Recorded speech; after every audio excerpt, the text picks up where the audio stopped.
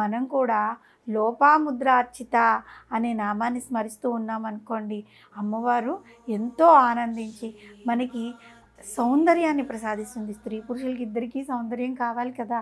అలాంటి సౌందర్యాన్ని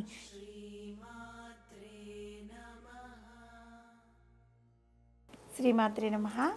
శ్రీ లలితా సహస్రనామంలోని 647వ నామము లోపాముద్రార్చిత. ఈ నామానికి అర్థం ఏంటి అంటే లోపాముద్రచే అర్చింపబడినది అని అర్థం వస్తుంది. జగన్మాత లోపాముద్ర చేత అర్చింపబడుతూ ఉంటుంది.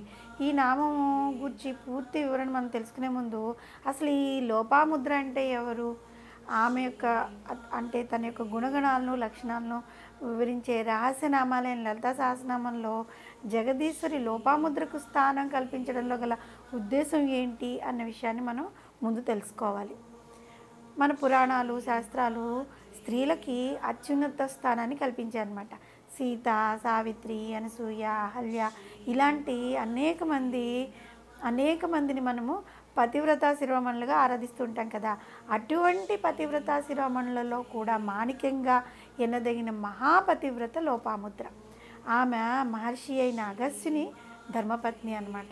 లోపాముద్రకు ఆ పేరు రావడానికి గల కారణం ఏంటి అంటే ఆమె జన్మం ఏ విధంగా జన్మించింది అనే విషయాన్ని మనం ఇప్పుడు తెలుసుకుంటే, ఆమె లోపాముద్ర భారతీయ సాహిత్యంలో ప్రాచీన తత్వవేత్త అన్నమాట. ఆవిడ అగస్త్య మహర్షి యొక్క భార్య. తన భర్తతో పాటు లలితా సహస్రనామాలని విస్తృతపరిచినట్టు తెలియజేస్తూ ఉందన్నమాట. ఈమెకి కౌశితకి వరప్రద అనే నామాలు కూడా ఉన్నాయి. ఆమె జన్మరహస్యం ఏంటి అంటే పూర్వము విదర్భ అనే రాజు ఉండేవాడు. ఆ రాజుకి సంతానం లేకపోవడంతో ఆయన సంతానార్థ యజ్ఞం చేశాడనమాట. యజ్ఞం ప్రారంభించాడు. ఆ సమయంలో అక్కడికి అగస్త్యుడు వచ్చాడు. విదర్భరాజు అగస్త్యుడిని ఏమని కోరుకున్నాడంటే సంతానం కలిగే భాగ్యం అనుగ్రహించమని కోరుకున్నాడు. అప్పుడు అగస్త్యుడు ఏం చేశాడంటే రకరకాల జంతువుల యొక్క వివిధ భాగాలతో అందమైన శరీర భాగాలతో కూడిన ఒక అందమైన బాలికని తయారు చేశాడు. ఆవిడ తీసుకెళ్ళి విదర్భరాజుకి ఇచ్చాడనమాట. అందుకని లోపాముద్ర అని పేరులో లోప అంటే ఏంటి, వివిధ జంతువుల అందమైన భాగాన్ని ఇచ్చుట వలన ఏర్పడింది కాబట్టి లోపం అని. ముద్ర అంటే ఆయా జంతువుల యొక్క అందమైన భాగాలు అంటే ముద్రలు అని అర్థం వస్తుందన్నమాట. కాబట్టి లోపాముద్ర అనే నామం వచ్చిందనమాట. జంతువుల యొక్క అందమైన భాగాలతో ఆమెని తయారు చేశారు కాబట్టి లోపాముద్ర అనే నామకరణం ఆ రాజుగారు చేశారు. కాలక్రమేణా లోపాముద్రకి యుక్త వయసు వచ్చింది. ఆమె పెరిగి పెద్దదయ్యింది. ఆవిడ ఎంత అందంగా ఉంది అంటే చెప్పనలవి కానంతటి అందగత్తి అనమాట. ఈ లోపల అగస్త్యుడు ఏం చేశాడు, సంతానం లేక పితృదేవతలు స్వర్గలోకాన్ని పొందలేని స్థితిని గమనించిన అగస్త్యుడు ఏం చేశాడు, విదర్భరాజు దగ్గరికి వెళ్ళి లోపాముద్రను తనకిచ్చి వివాహం చేయమని అడుగుతాడనమాట. రాజు అందుకు కొంచెం పాపం ప్రేమగా పెంచుకున్నాడు కదా, అక్కడేమో ముని పెళ్లి చేయడానికి కొంచెం సందేహిస్తాడు. కానీ ఏం చేస్తాడు, ముని ఒకవేళ ఇవ్వకపోతే కోపిస్తాడు. అందుకని చెప్పి లోపాముద్రను తీసుకెళ్ళి అగస్త్యుడికి ఇచ్చి వివాహం చేశాడు. ఈ అగస్త్యుడు చెప్పిన విధంగా లోపాముద్ర తన ఆభరణాలను ఎప్పుడైతే వివాహం జరిగిందో రాజకుమారి కాస్త ఒక ముని భార్య అయ్యింది కదా. ముని భార్య నగలు అవన్నీ ధరించకూడదు అని ఒక శాస్త్రంలో అంటారంటే వాళ్ళు వీటన్నిటికీ అతీతంగా ఉంటారనమాట.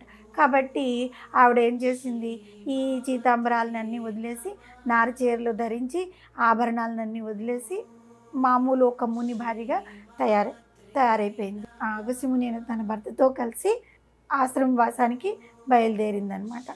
అక్కడ ఆ ఆశ్రమంలో భార్య భర్త అగస్త్యుడు లోపాముద్ర ఉంటూ ఉన్నప్పుడు అగస్త్యుడు రోజు లలితా సహస్రనామం అంటే వసన్యాది వాగ్దేవతలు వివరించిన లలితా సహస్రనామాన్ని రోజు పఠిస్తూ ఉండేవాడు. అంతేకాకుండా తన భార్య అయిన లోపాముద్రకు కూడా వివరిస్తున్నాడు.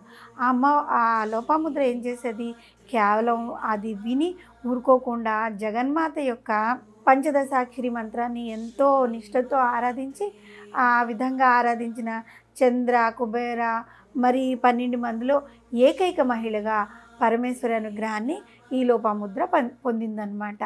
అంటే మనం ముందు నామాల్లో చెప్పుకున్నాం కదా, చంద్రుడు ఇది లలితా సహస్రనామం పారాయణ చేశాడని, ఇంద్రుడని, ఇలాగా శ్రీ విద్యని ఉపాసన చేశారు అని చెప్పుకున్నాం కదా.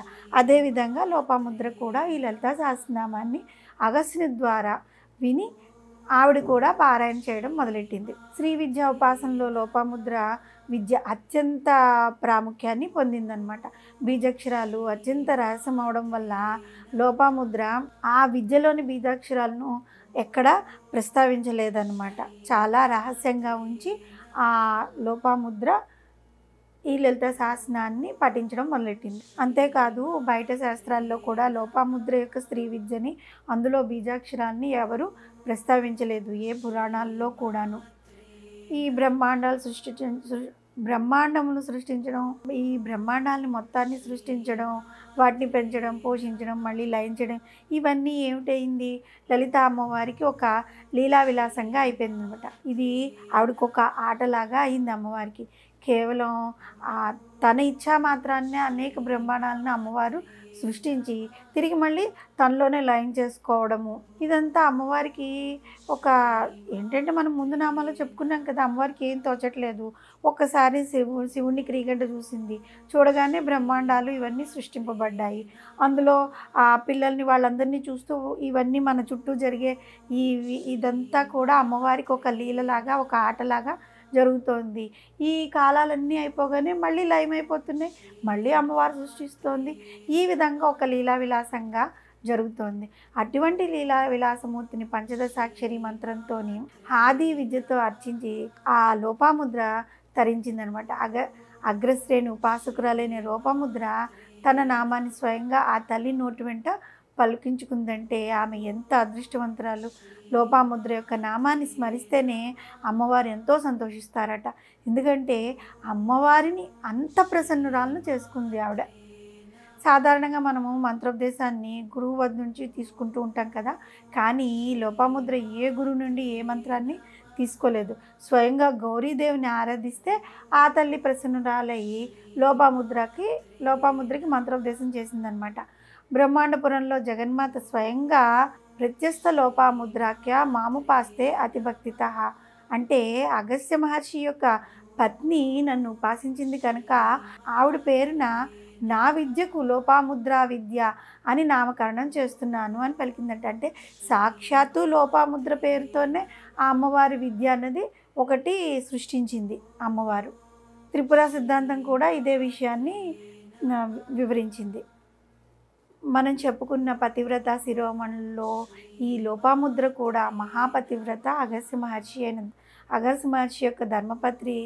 ఆవిడ పంచదశి మంత్రంతో అమ్మవారిని ఆరాధించి సాక్షాత్తు అమ్మవారి అనుగ్రహానికి పాత్రురాలైంది. కాబట్టి మనం కూడా లోపాముద్రార్చిత అనే నామాన్ని స్మరిస్తూ ఉన్నామనుకోండి, అమ్మవారు ఎంతో ఆనందించి మనకి సౌందర్యాన్ని ప్రసాదిస్తుంది. స్త్రీ పురుషులకి ఇద్దరికీ సౌందర్యం కావాలి కదా, అలాంటి సౌందర్యాన్ని ఇక్కడ చూడండి. అగస్త్యుడు మనం ఈ నామంలో చెప్పుకున్నట్లు రకరకాల జంతువుల యొక్క భాగాలను తీసుకొచ్చి తయారు చేశారు ఆవిడ్ని.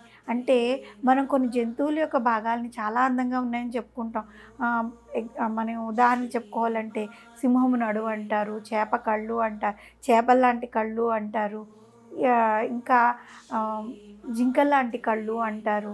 ఇలా రకరకాలుగా చెప్పుకుంటూ ఉంటారు కదా. ఒక్కొక్క భాగానికి ఒక్కొక్క జంతువుని కూడా మనం చెప్పుకుంటూ ఉంటాం కదా. అలాంటి భాగాలతో ఆవిడని తయారు చేశారు. కాబట్టి ఆవిడ ఎంత సౌందర్య రాశి. ఆ అమ్మవారిని పూజించడం వల్ల అమ్మవారి దయ వల్ల ఆవిడ సౌందర్యం మరింత పెరిగిందనమాట. ఈ నామం చదవడం ద్వారా ప్రతి ఒక్కరూ సౌందర్యాన్ని పొందుతారు. అంటే అందం వారి సొత్తు అవుతుందన్నమాట. శ్రీమాత్రే నమః.